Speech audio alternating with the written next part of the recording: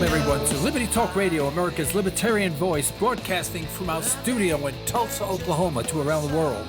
I'm your host, Joe Cristiano, and this is your antidote to popular talk radio. This broadcast is being brought to you on Thursday, 9/11, that infamous date 2000 and 2001, which is today, 2014, and we'll see what happens. And folks, it's time for us to take back control of our government now before this bureaucratic, oversized, and self-serving federal government starves us of our property, our freedom, our rights, and our liberty. To do this, we must shed conventional thinking regarding our political structure. We need to be revolutionaries in thought, dissidents in action. Only after we recognize what our government is doing to our freedom and our Constitution will we start taking it back. And this program is just about that.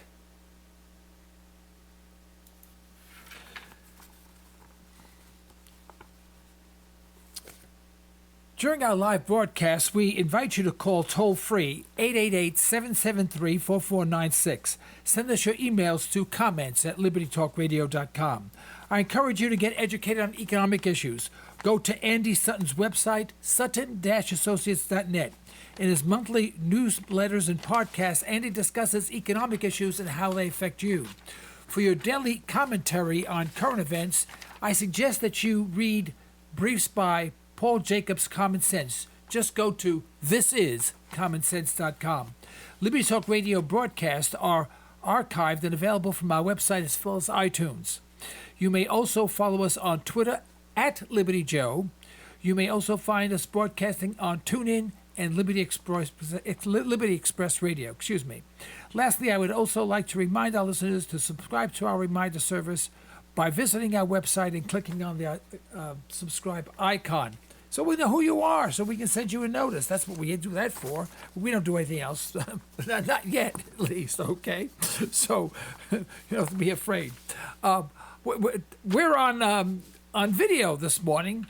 Things are very different, so I'm going to sort of fumble around a little bit, and I'm going to see how this whole thing works out. And we're going to try some things out here. Let's see how they work out. You're about to hear a revolution in talk radio, Liberty Talk Radio, where the critical thinking will defrag your mind of propaganda-ridden viruses induced by mass media news programming. No BS here, just the facts. And now we present to you America's quintessential iconoclastic anomaly. Wow. In talk radio, your host, Joe Cristiano. Folks, that's the introduction we used in our commercial broadcast on 1170 KFAQ, which I'm going to talk about in a minute. But welcome to the hallowed halls of the University of Logic, better known as Cristiano's Conservatory, correcting convoluted condensation. This is Liberty Talk Radio. I'm Joe Cristiano, and this is your antidote to popular talk radio. Well, folks, the first thing I'd like to do, first I'd like to say, could someone get me some coffee? That would be nice. Well, this is the first time that we are videotaping, and I'm not really certain if you can see this live videotaping. I never asked the most basic question. We've got cameras set up and all that. We are looking at having a professional studio. Right now, I am recording and videotaping from my home. And I would like to have a regular studio. What happened at KFAQ, and I think I gave this explanation once before, but it does deserve, it does deserve a re-mention for those people who have not heard. We had a very popular program on 1170 KFAQ. We had a pretty far reach. In fact, in the wintertime, when we got a good bounce of the waves, we easily would get people calling in from Boulder, Colorado. And it was very gratifying, and I appreciate the listenership and sponsorship and all that, and that was great. I think the program was actually the high spot for KFAQ on Saturday. It was refreshing. It was leading edge. I became a local celebrity, etc. Now, you say, well, Joe, why would you ever want to give something like that up? Well, The reason for that is this, and I really want people to understand this. Keeping a show going such as that is more than one person and took the dedication of several people, many of whom were not paid. They did as a labor of love as I did. I mean, I paid in, actually. I paid to play, so to speak. Now, we did have sponsors, and there was a big rub with that. Getting sponsors today for radio is very, very difficult. Radio is on the way out. There are too many, just far too many types of venues that retailers and local merchants or even state merchants could use to advertise. And you're competing against a tremendous horde of variety, I should say, of advertising venues, and there's hordes of people within each one. So we were lucky to have some very good sponsors. But sponsors tend to come and go, and it became a burden for my agent and his people to go out there, pound on the pavement, get agents, get the sponsors, sign them up. They have to, of course, make the audio and whatever. And that became very expensive, although they never complained. I complained about it. I wasn't paying, and I was complaining about it. It just became very arduous. We unfortunately just lost two sponsors in the same month, two major sponsors in the same month. And I think they were willing to come back. They were going through a transition. One was trying a different part, that was advertising a different part of their store, and they were changing for a while. And I'm pretty sure they were coming back. Of course, I had one that didn't pay hardly at all, which, you know, we went through the work, but they never paid us, and that happens from time to time. It happens a hell of a lot in this business, unfortunately. And, you know, I came to the conclusion that, you know, we had to ramp things up, and it just took more than it was worth, in my opinion. And here comes my coffee. Thank heavens. I think I was going to die without my coffee. Thank you, dear. Thank you. I love you, too. Anyway, and so I decided to cancel my contract with 1170 KFKQ to the chagrin of many people. I am absolutely convinced that this program talked the truth. Now, 1170 KFAQ was probably happy to see me go because it's a neocon bent station, and I am very much anti-war. Now, if you punch me in the nose, there's a good chance I'm going to punch you back, you know, and if I keep my wits about you, you're going to get whooped. My point being is I don't believe in initiating war, instigating war, or getting involved in other people's affairs.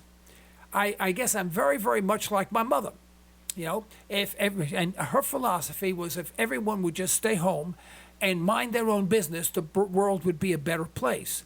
Well, I think Hillary Clinton and all the other people who had her position as Secretary of State and went around, and all they did, including Kerry now, did nothing but stir things up and aggravate people and say things that were just not true. And they saw through that. They saw through the veil, and they saw that we were just going through the motions, and we were, in fact, a warmongering, war-loving country, and would say anything to justify our position. Now, the world sees us that way, and that's the way we are. But we would not take the position of staying home and minding our own business. Now, there was a group of men that said that before my mother did. They were called the Founding Fathers. And they said no foreign entanglements. Different words, same meaning. And because of this dichotomy in philosophy, I think they were sort of happy to let me go. Unfortunately, the listenership of radio is such that it's dwindling. It's dwindling because they're gravitating from radio to the internet. And on the internet, they are finding the types of programming that suits them. I'm talking about the Alex Jones. I'm talking about YouTube by Ron Paul, the Peter Schiffs, the Gerald Salentes, and I can go on for an hour because I'm on the internet a lot myself, and I'm one of them. So the objective here was to get away from a place that I was not really wanted, to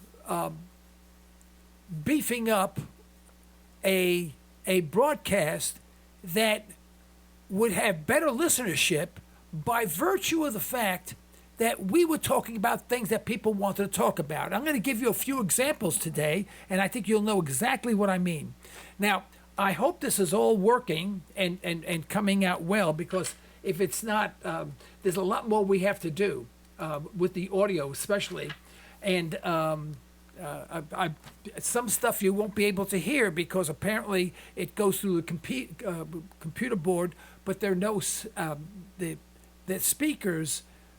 I can put them on, but I'm not sure how well you can hear them, and it's kind of messy. So I want to beg your tolerance, please, beg for your tolerance, in seeing that we have a lot of quirk. We just set this up yesterday, so we just had to plug millions of little things in yesterday, and I just hope everything's on. I have, just to give you an idea, I have 1, 2, 3, 4, 5, 6, 7, and a group of things. Let's say 8 boxes that I have to monitor. Plus I have the video cam now. I'd like to start this. By the way, we are an hour program now, and the reason for that is some of the platforms, such as TuneIn, require an hour program. I was going 45 minutes, so we're extending it to an hour. So you're going to have to tolerate me a little bit longer, if you can tolerate me at all. But I want to start first with a subject that we talked about last week. So often we start a subject, we talk about it a bit, but we don't finish it. We don't know we don't finish it until afterwards. We go, oh, geez, I left something out. Oh, I had the wrong transition. Well, I want to go back to that talk I had about a guy holding a sign, that two-sided sign that said, stop and slow.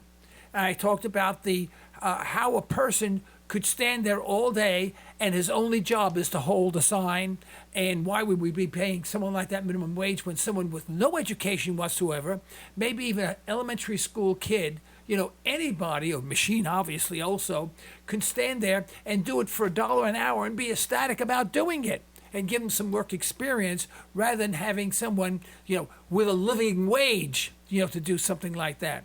But, the more I thought of the point that I wanted to make, that I never did make, which I thought was the most important point of all.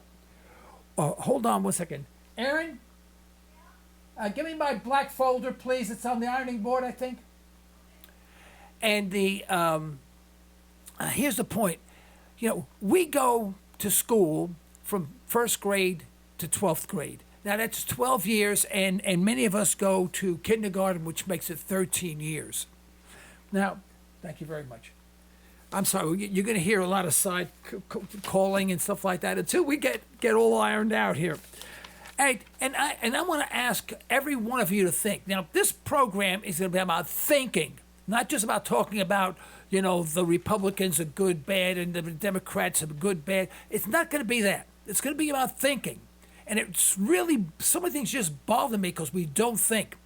Andy Sutton, who I think is the best economist we have in the United States, and I have him on my program once a month, on third Wednesday of every month, he sent out his last podcast. He says, it's more the same. I can't take it. He said, I have a good listenership with those that are willing to listen, and he says, and the rest of the world is brain dead. And he says, I'm tired of preaching to the brain dead, because all I do is get stupid comments back. And he gave up. And it broke my heart. It just absolutely broke my heart that he doesn't have this podcast anymore. Now, he has his agency and he has his newsletter and all that, but he's a great economist, fabulous writer, hits to the point. And I'll get back to that. But it's really discouraging. It's incredibly discouraging to have a program, where you have and you always, any program gets a core group of listeners. Anyone, you can be talking about anything, macrame, you'll get a group of listeners, But your objective is to expand so that everyone is thinking along the same lines.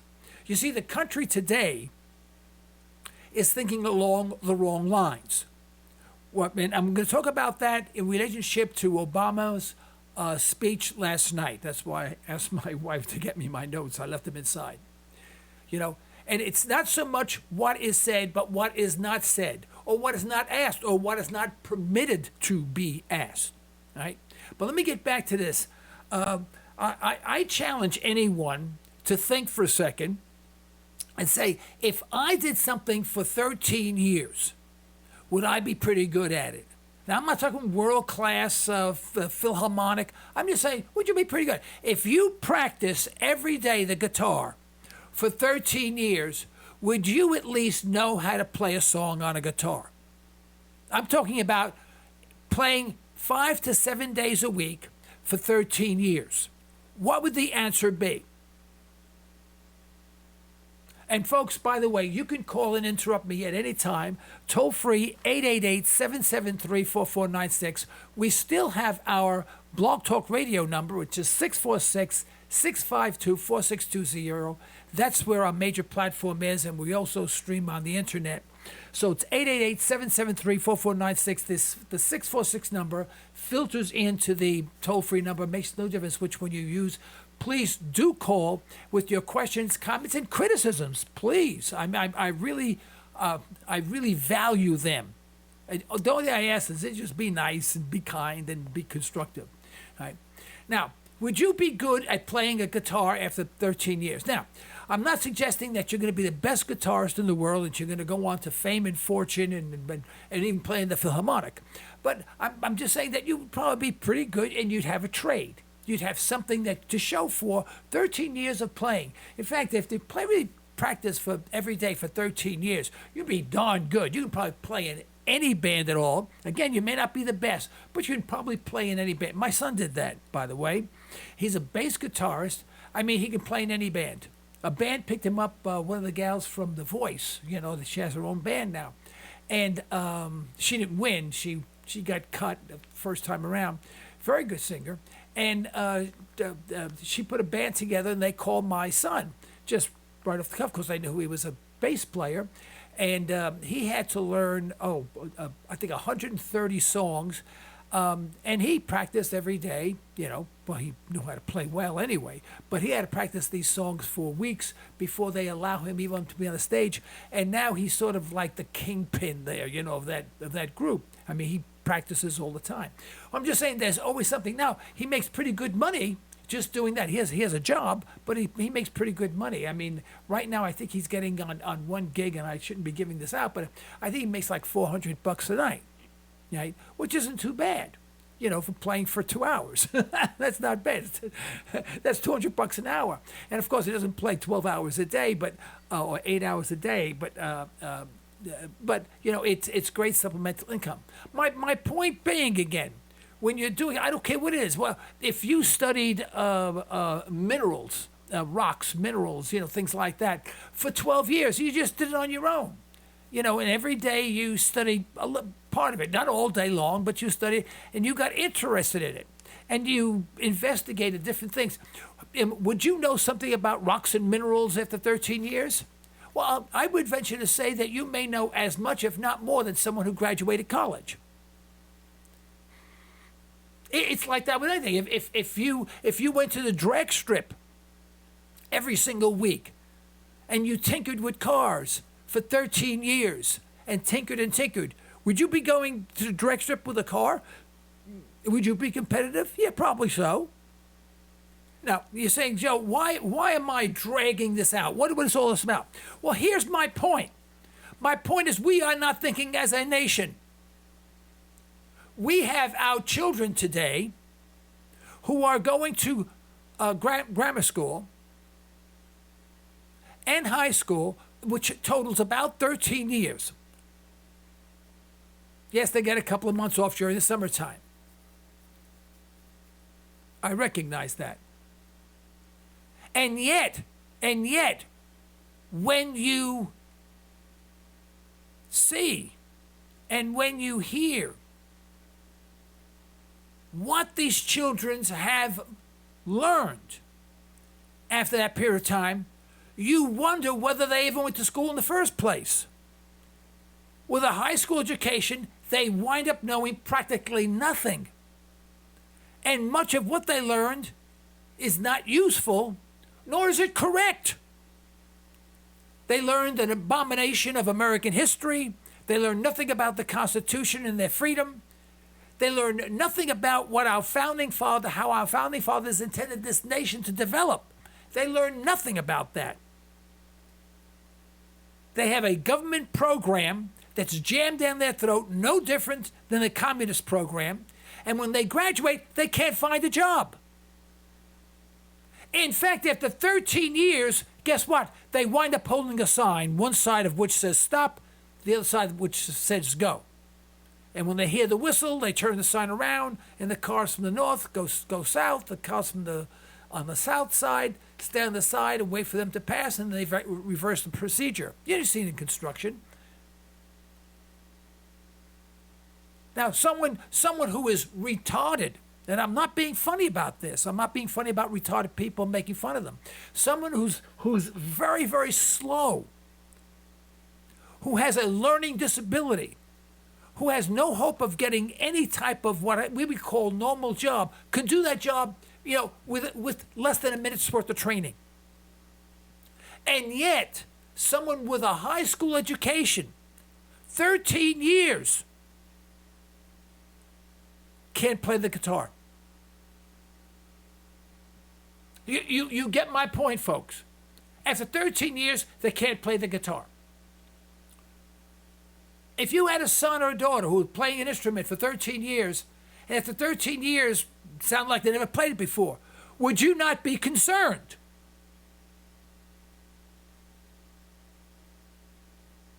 I'd be going out of my mind. And the point being is that everyone, every parent should be going out of their mind saying, what's wrong with this school system? These kids are coming out numbnuts. And half of what they think they do know is wrong. Half, 3/4.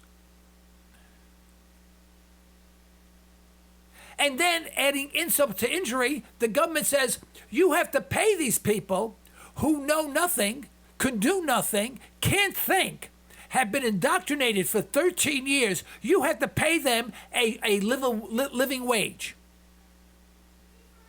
Now, what do you think is going to happen when they initiate the living wage?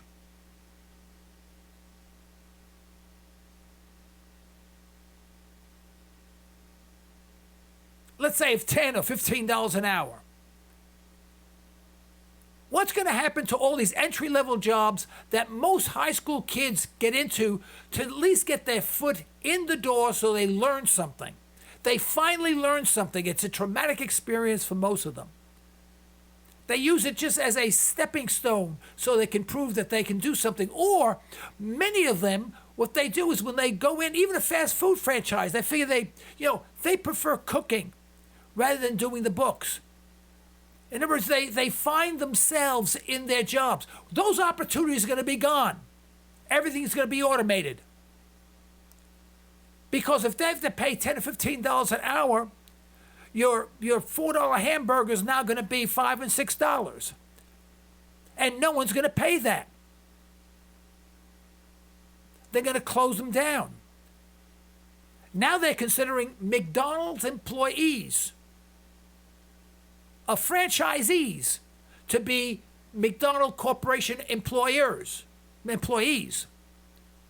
That changes the fabric of the entire franchising system. That means if I'm a franchisee and I own a McDonald's on First and Main, and I hire a numbnut who does something wrong, not only will I be in trouble, but also McDonald's itself, the corporation, will be held liable. There's no company that's going to stay open that way because they have no hand in that. They They have no dog in that fight. They're not hiring the person. No one would stay open. So as a result, we're going to have tremendous job loss. Oh yeah, you may get $10 or $10.10 an hour, or even $15 an hour if you can get a job. If there are any jobs, everything will be automated. Just like our service stations today, you go in, you can't find anybody. Some of them, there's no one there ever. Everything's done by credit card and stuff like that. You just put it in there and, it's like a vending machine. Our service stations are vending machines. Remember back in the old days? Guy would come out and clean your windshield, check your oil, clean the back window up and fill up your gas and the whole bit. And you paid him 25 cents a gallon. And that was it. Now, nothing at $3.50 a gallon. Nothing. But those jobs are not going to be available for those kids who have learned practically nothing in the first 13 years of their school life. Their learning years, the most important years, they learn absolutely nothing, and then the jobs that they get are even worse. They're mindless. And then even the mindless jobs now are going away. Now, do you see a problem?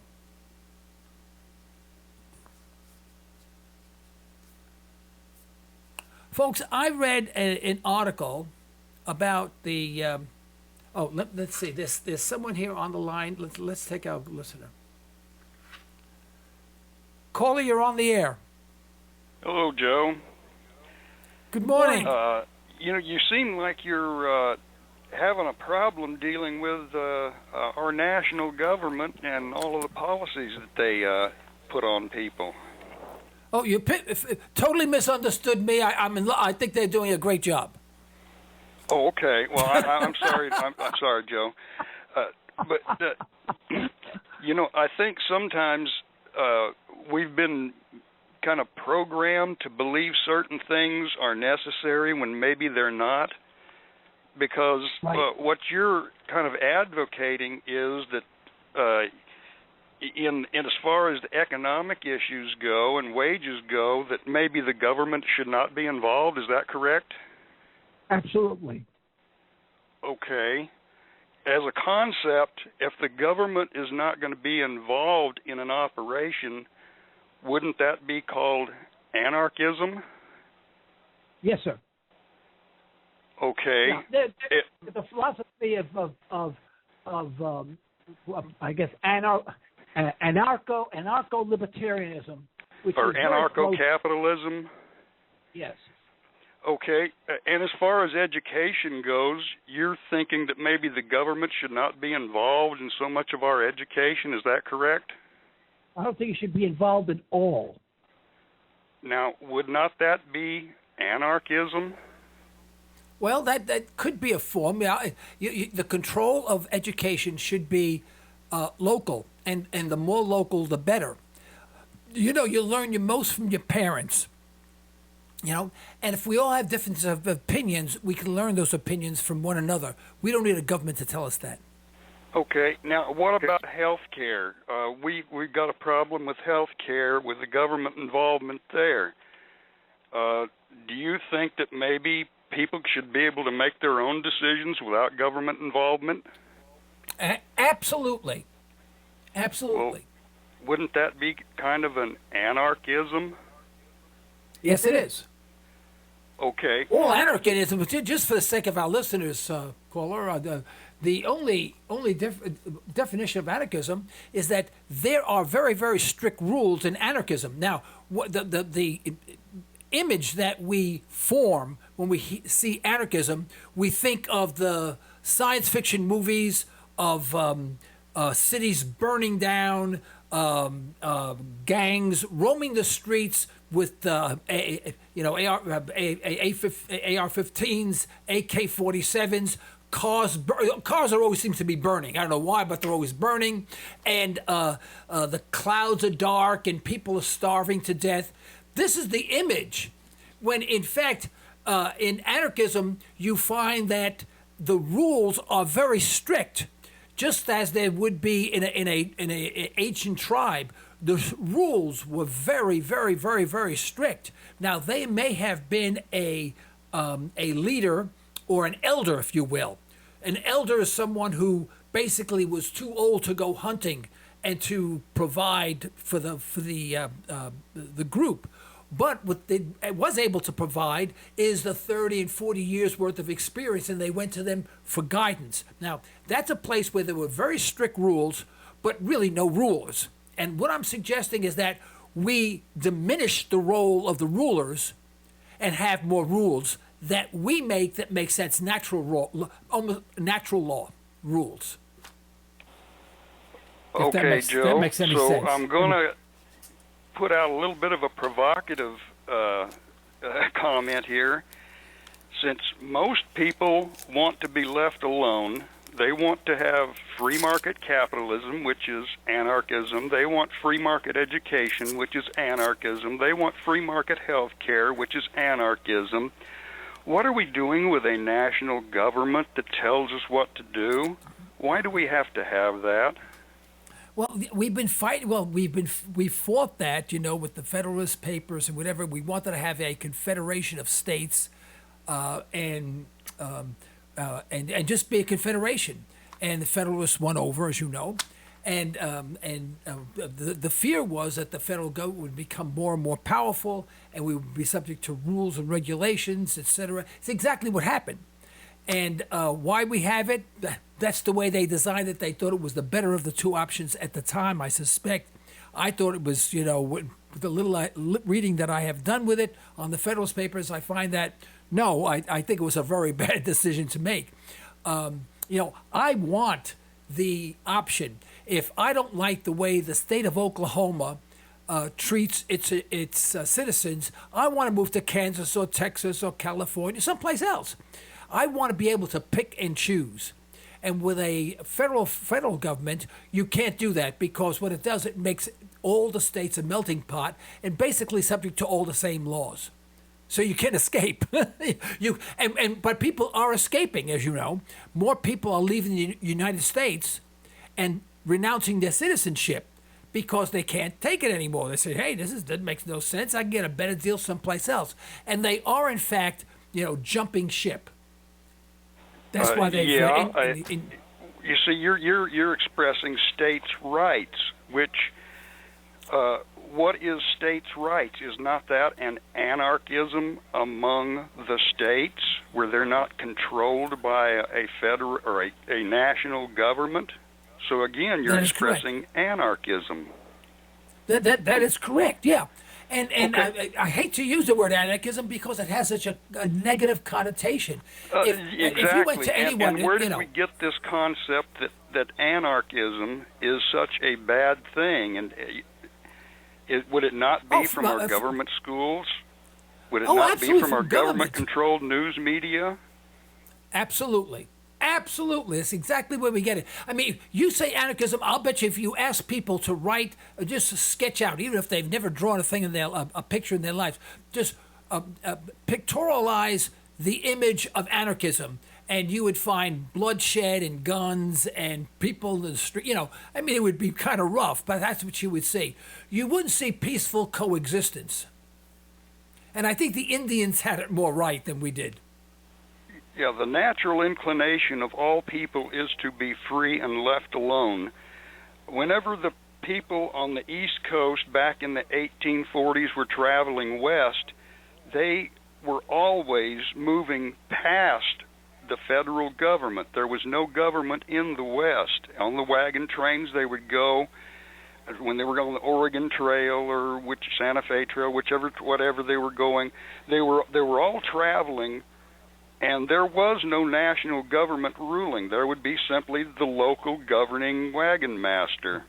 And right. People coexisted happily that way. And whenever there'd be a bad guy, the people would just get together and they would take care of it in their own little local way. And right.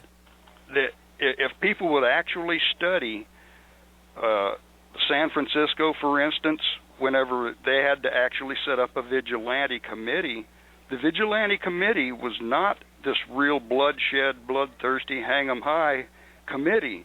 It was a combination that there were some bad guys in San Francisco back during the gold rush, and there was no government out there yet, that they actually took care of things in a very moral thing with a jury trial, and then they took care of the bad guys that way. But there was no government out there yet. And people get this image that anarchism is what we've all been told it is, but people need to rethink the fact that, do we need a national government? What is states' rights but anarchism? And what is it that most people want is freedom? And that's right. Should secession not be a right that we possess? If we dislike a government, we should be able to throw it off and institute new government right there of our own kind, which is localized. Oh, yeah, absolutely. It should be localized, just like every Indian tribe had different rituals and different belief systems and whatever. But they all boil down to be the same thing. They were looking for survival, longevity of life, and the quality of life, and protection from tribes that wanted to impose, I should say, their belief system into theirs when they didn't want to change. They should have been left alone. So it's more tribal than anything else if you look at it from a very raw point of view. Now, when I say that, I recognize people listening say, "Oh, this Joe wants us to be on tribes and live in with a sheet over our heads and under trees." Don't go there. Just don't go there. Just shut up and just listen. The biggest problem is that the government has done such a great job of capturing names and applying images to certain terms that we automatically like or dislike what we hear, and refuse to think about what we're thinking about. You say anarchism, people go nuts. They you can't even talk to them about it. They go, "No, you're an anarchist. And they become not only concerned about what you have to say, but they become very much afraid of you in fear of their life, when it is the most peaceful form of government." Okay, Joe. And I know people think, well, we need a national government to protect us. What forms of governments are the easiest to annihilate during war? Was it Nazi Germany, imperialist Japan? Was it Iraq?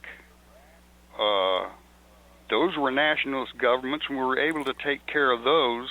Now, what about Afghanistan and Vietnam? Vietnam was just a bunch of little tribes and was not actually controlled by the North.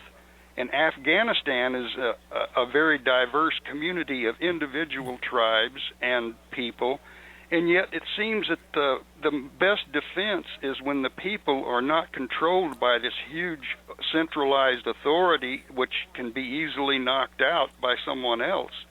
So we end up for 11 years in Afghanistan. We ended up in Vietnam for how many years? If you want to go back far enough, we were actually there probably in the 50s. But we were unable to take care of that. So actually, one of the safest systems is a decentralized system in which you cannot be overcome altogether. Absolutely. We should be using the ISIS, if you will, or the Taliban, or Al Qaeda, and I've read about those organizations. They go back for years, and they're not easy to understand, but they all have something in common. They're all fighting a common enemy, and you realize that there is no army. There is no really ISIS. There really is no Taliban, if you will. The guys don't walk around with stripes saying, "I'm the sergeant in the Taliban army." They meld into the woodwork. And as a result, for every $100 they spend in armament and whatever to protect their country, we have to spend over $1 million. guess who's going to win that war? If someone came here and everyone was free to own whatever they wanted to own militarily. If you want a tank, put a tank in your driveway, and someone came over here, what would they do? I mean, they would have to nuke the United States from California to the East Coast, just to kill everybody, and of course then it would be an inhabitable place. But they know, just like the Germans knew, that if they went to Switzerland, there were just too many people with guns. I mean, they can roll tanks in the street, but they had to get out of those tanks at one point. And as soon as a guy put his head out of a tank, ping, bingo, it got knocked off. And they knew they couldn't afford the losses. You're absolutely correct. We have this concept of war machines. It's all wrong. And what's really particularly what annoys me is that we keep on giving credence to what we have at hand. We ads on TV all the time. We're proud to present this program tonight, in honor of our brave men and women who are fighting for our freedom. They're not fighting for our freedom. They're fighting for the bankers. They don't give a damn about freedom. And what really Joe, irks, okay. Yeah, I'm sorry. Let's go one step further. Whenever in the War of Revolution, what country or nation defeated the British? It was not a nation. It was a confederation of individual anarchist states, or colonies actually, that were able to defeat the British in the Revolution. Absolutely correct. You are absolutely correct. This stuff isn't taught in school. What I'm telling you, because there's only one. Actually, there's an underlying entity behind this, but the entity that teaches that people cannot exist without a centrally planned federal national government over them to keep them all safe. The only entity that is in fear of people being individuals is that centralized planned government bureaucracy that parasites off of the people. Oh yeah, and we see this in everything we do. And I'm going to go off on a tangent, but it's all the same difference as far as I'm concerned. I remember the other day someone said, mentioned someone asked about if they were an attorney, and the guy says, "What difference does it make if I'm an attorney or not?"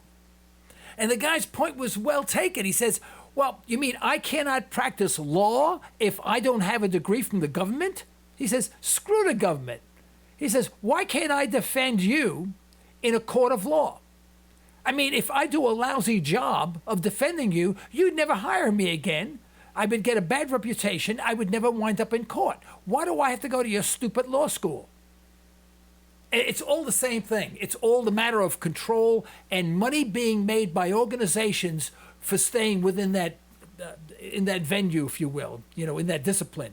And there's no need. Here in Tulsa, Oklahoma, you have to become a cosmetologist if you wanted to cut hair. Well, it costs like $23,000 to cut hair. If I want to be a barber, I have to pay that amount of money. Well, you'll find that these people are paying off this loan for the rest of their lives. Now, what happens to this $23,000? Well, some of it goes to the school, but a good portion goes to the government to maintain those laws on the books. Who's making the money? Is it the barber? No. It's only the institutions that are protected by a warfare state that says you will or you'll go to jail. And you will go to jail because we have the guns. It's a rotten system all the way down, all the way across the board. If I was someone to be a barber, I would be a barber this morning. And if I cut your hair and it got all shaved on one side and long on the other, you'd say, "Joe, you're the worst barber in the world." I would probably have to go either learn to go to school, learn to cut hair on a doll or something like that. Have someone teach me, become an apprentice. And that's another reason why we don't have jobs, because we don't have apprentices, because we can't be an apprentice without spending $23,000. And apprentice, I'd learn how to cut hair, and eventually I'd get good, and I could open up my own barber shop. That's the free enterprise system. That's total anarchism. That takes you away totally from registration by the government. Okay, and Joe, really I'm going to hang off. up now because you sound like an anarchist. So good to hear you. Good to hear you, Joe. Thanks a million for calling, Lloyd. Appreciate it very much. Right. That was great. I had a million things to talk about this morning, and I'm awfully glad we had that call. That call is Gloyd, and he's from Henrietta. He's one of the favorite callers that we had on our program on KFAQ. I talked about that. I want to talk about Obama's speech last night. Now, I never got to my subject matter, disingenuous nation. Let's do this. We have breaks to take, and we need to do that first. Hold on, please. Just stay with me. Folks, we're back. Thank you very much. I have no idea how that worked out. This is our first run through, and we're going to make many changes. We're going to build a whole studio around what we have now. And if you saw the number of wires, the cameras, the 1, 2, 3, 4, 5, 6, 7, 8 programs running at the same time. We have a board and everything else like that. And they put me in charge of this, by the way. I mean, that's dangerous because I have no idea what I'm doing. But I wanted to make comment. I was very disturbed about a comment from the American Institute of Economic Research. Now, I have subscribed to their newsletter, to their organization, for about 23 years, give or take a couple of years. And they typically give very good financial advice. And they do so during times when people don't know where to invest their money, the rate of return and whatever. And they do a great job of they're proponents of the high yield Dow strategy, which quite frankly I profited by and works very, very well. I can guarantee it works. Just recently, they had a feature article, and it was nasty. And I've never read one, and it just sounded nasty to me, and maybe I was in a bad mood. But it talked about all the naysayers and all the people who think that things aren't going well, and how the American economy is improving. And they showed that 90 to 100% of all economic indicators, that's the leading indicators, lagging indicators, coincidence indicators, everything, basically 90 to 100% were on the way up. Well, I want to challenge that. I want to challenge that in that things have not really gone up. Things have been inflated, and there's a difference. Things go up when we produce something, prices go down, and production increases as a result because demand reaches a new high. We don't have that in our production anymore. That's one thing they have totally missing. Just because we pump more money into the economy and more things are made and more money is circulating doesn't mean the economy is getting better. In fact, let me give you just a couple of quick examples. You're watching television. They have a car. Do they ever mention the price of the car? No, they don't, because people can't afford to buy cars today. I mean, even cheap cars are $22,000. I mean, and then hellacious. I mean, yes, you can buy a car for $18,000, and that would be a small. That would be the old $500 Fiat back in the old days. But no, cars now are $20,000, $30,000, $40,000, $50,000, $60,000, $70,000. I looked through these used car books. You get at Quick Trip. I love looking through them. 2-year-old diesel, $350. 2 years old. $46,000. That's a 2-year-old truck. It's already been depreciated, $10,000, $15,000, maybe $20,000. I mean, we are talking really big money. So what do you see? You don't see the price of the car. What you see is the amount of money per month.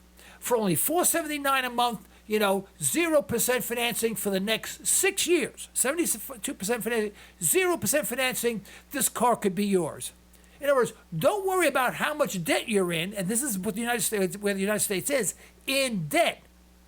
And we are in debt to the point of of almost $18 trillion. And I'll go through that. In fact, next week, I'm going to go through the 12 numbers about the global financial Ponzi scheme that should be burnt into your brain. I'm going to do that next week, okay? Financial Ponzi scheme, I'll call it. Now, what I want to talk about, I only have about 5 minutes. I want to talk a little bit about Obama's speech last night. That was probably one of the worst speeches that I have ever heard any president give. Now, I know many of you were pleased. First of all, his makeup was too thick. He looked like he was dead. If I was going to bury the poor guy, I would make him look exactly like that. He looked horrible. You could tell what he had on was makeup. He's not a redskin. He's a black man, and he had reddish tinge all over his face. And that maybe could have been my TV set, but he looked horrible. But that's immaterial. The thing is, it's not so much what he said. Because, of course, he said all the right words, that America is suited today in the nation to help, repel the wrongdoings of other nations. But of course, yeah. But what he didn't say, when he mentions ISIS, did we ever get educated? Who the heck is ISIS? Did he ever say who that was? And I have here a map behind me, and somehow we're going to make this as part of our studio, because so much is happening there. And you'll notice it's basically the Middle East. Iraq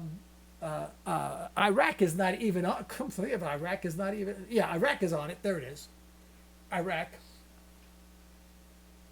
Yeah, there's Iraq. Now, Iraq has got to be 7,000 miles away from here, right? It borders on Iran, and it borders on Turkey, and it borders on Saudi Arabia. Now, what countries should be concerned about ISIS? Well, let me suggest possibly Iran, possibly Azerbaijan, possibly Turkey, possibly Israel, possibly Saudi Arabia, possibly Jordan. I mean, these are the countries that are close to the action. They border on the action.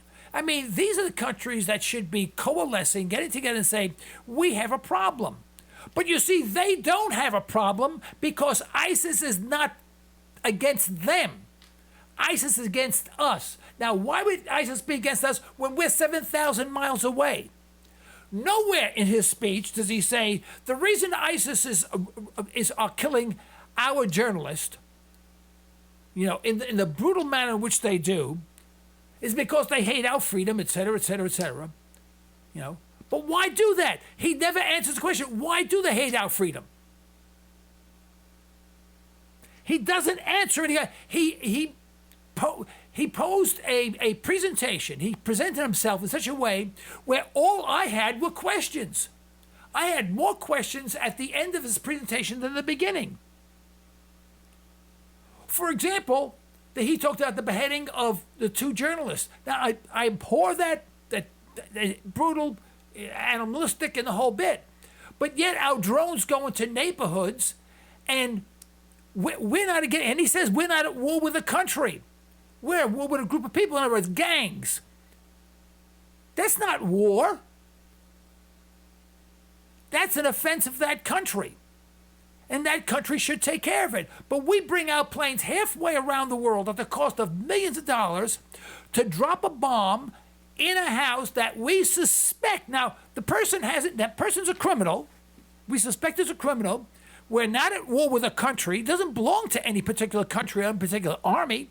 But we suspect he is the one that perpetrated the crime. We throw a bomb there. And, of course, when we do so, 13 other people get killed, men, women, and children. That we don't talk about. But, boy, we behead 1 journalist or 2 journalists, and the world comes to an end. Now, I'm not making light of the beheading. I think that's inhumane and brutal and should never have happened. And I feel sorry for those guys because they were just there doing their job. It's because of the stance of the United States. My mother had it right. If you want the world to be a better place, stay home and mind your own business. And he never mentioned anything about that. And we only have a couple minutes. One thing that really hacked me off is he ends by says, God bless our troops and God bless America. Well, first of all, Mr. Obama, keep God out of this. God doesn't subscribe to anything that you said. And try to get away from this holier than thou crap. Do you ever hear of separation of church and state? I don't want to hear God come out of your mouth. You want to believe in God, that's fine. But keep it to yourself. And if you believed in God, you wouldn't be sending troops over there to kill people. How disingenuous could you be? And he says, tonight I'm asking you to uphold the values we work for. I said, what are they? What are those values to dominate the world? To inflate our currency? To have a derivatives throughout the entire world that in a moment's notice we can all go bankrupt? Unsound money policy? How about all the restrictions we have on ourselves? Well, with that, I'm out of time. Let's say, I'm already out of time. And I guess with that, I will bid you good night. And I'll see you, let's say, I guess next Wednesday. We may be broadcasting next Wednesday. We may have Andy Sutton. So, oops, I'm sorry.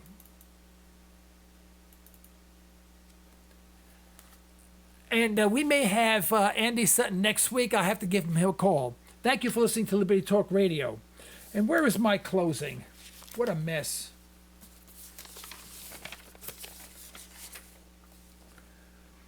This is the end of today's broadcast. We'd like to thank our sponsors for the financial support, and we'd like to thank you for listening in. Folks, you can further the cause of liberty by recommending this program to your friends and let us hear from you. Our email address is comments@libertytalkradio.com. Remember, you're either allowing your liberties to be taken away or you're striving to protect them. Unfortunately, there is no middle ground. With that, until next time, I'm Joe Cristiano. This is Liberty Talk Radio.